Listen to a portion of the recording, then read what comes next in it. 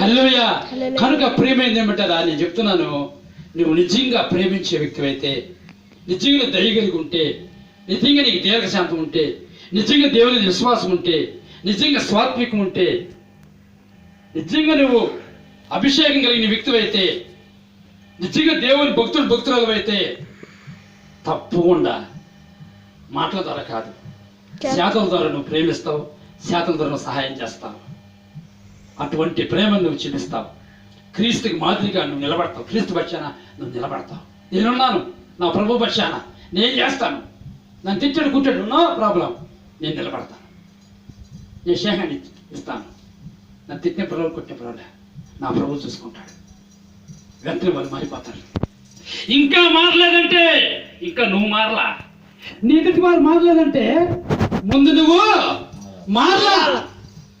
నేను చెప్తున్నాను, అర్థమవుతుందండి. నువ్వు మారితే, నువ్వు నిజంగా ప్రభువులకు మారితే వాళ్ళు మారిపోతారు. వాళ్ళు నీ వైపు మారుతారు. నువ్వు ప్రభువులకు మారితే వాళ్ళు నీ వైపు మారుతారండి.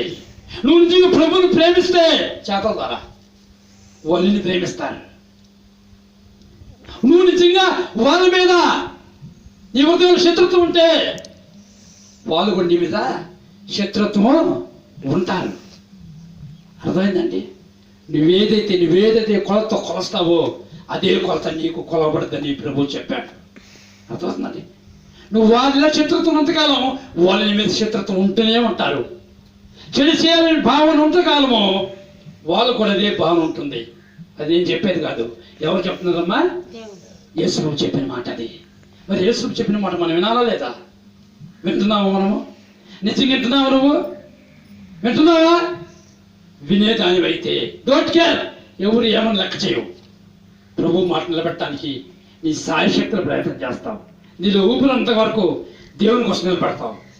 ఎవరు ఎన్నన్నా, ఎవరు ఏమి చేసినా, ఎవరు కాదన్నా, ఎవరు తిట్టినా నెట్టినా, ఎవరు చీ అన్నా, నా దేవుని కోసం నేను నిలబడతాను. నేను మనుషులు వైపు చూడను, నా దేవుని వైపు చూస్తాను.